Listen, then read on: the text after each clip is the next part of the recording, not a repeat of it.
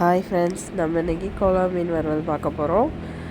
அதுக்கு கோலா மீனை கழுவி எடுத்து வச்சுருக்கோம். அதோட புளி சேர்த்துட்டு உப்பு, சின்ன வெங்காயம் நைஸாக அரைச்சி போட்டுட்டு தேங்காயும் சின்ன வெங்காயமும் அரைச்சி அதையும் போட்டுக்கலாம். அதோட வீட்டில் அரைச்ச மிளகாத்தூள் ஒரு ஸ்பூன்,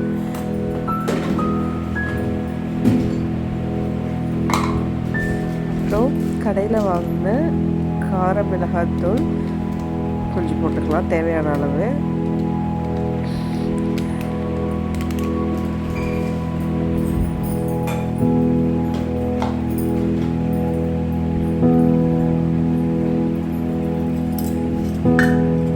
அதோட ஒரு ஸ்பூன் பெருஞ்சீரகத்தூள் போட்டுக்கலாம்.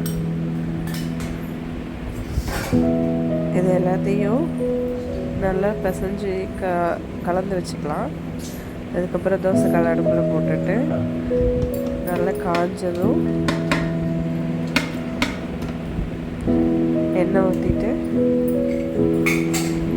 எண்ணெய் நல்லா சூடானதுக்கப்புறம் தான் மீனை போடணும். கோலா மீனை கையால் தான் எடுத்து போடணும். அது உள்ளே அந்த மசாலாலாம் உள்ளே போய் இதுவாகிடும். அதனால் கையால் எடுத்து நல்லா வழித்து போடணும். இல்லைன்னா உள்ளே அப்படியே மசாலா வேகாமல் இருக்கும்.